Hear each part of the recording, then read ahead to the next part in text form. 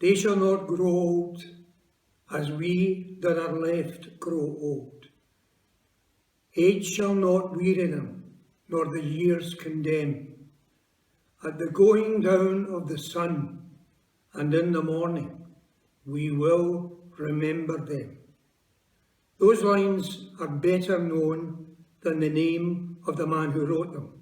That was Lawrence Binyon.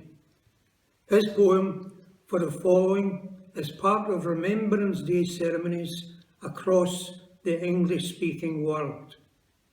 Each November, that poem reminds us that men from our streets fell in the First World War.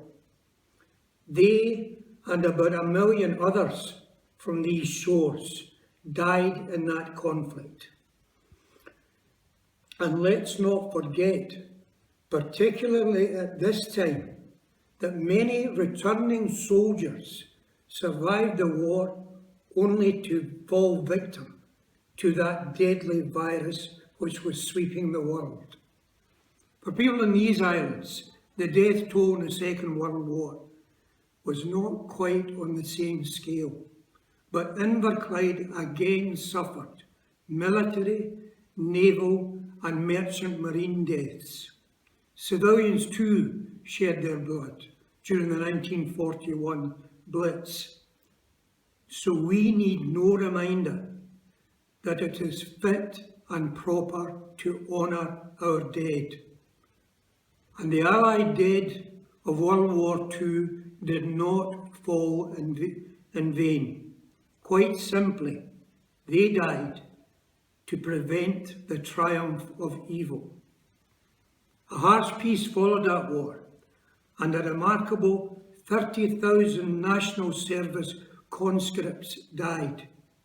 Men and women from Inverclyde also took part in conflicts spanning the Falklands, Sierra Leone, Afghanistan and Northern Ireland. On this day of remembrance, we remember first and foremost our own dead. It's also right to acknowledge the sufferings of others in other nations. Grief and heartbreak know no borders. Apart from anything else, it's the horror of war which makes us all the more determined to preserve the peace.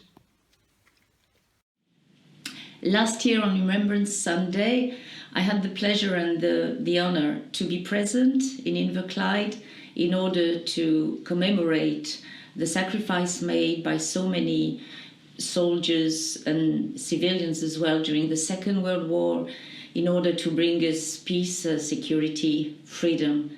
This year, unfortunately, due to the situation and in accordance with the guidance of the authorities, I will not be able to travel.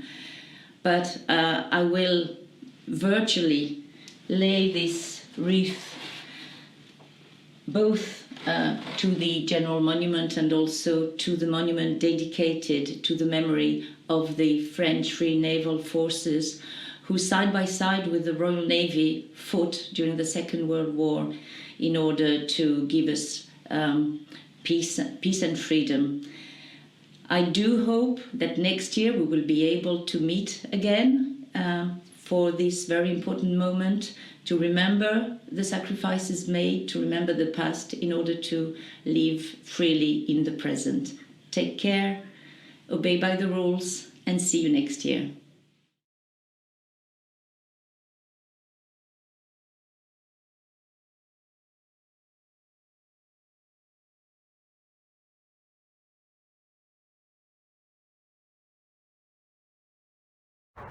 The past can teach us many lessons. Despite the present pandemic and the shadow it is casting over all our lives, we must at this time raise our eyes and remember those who fought and died to keep the United Kingdom free.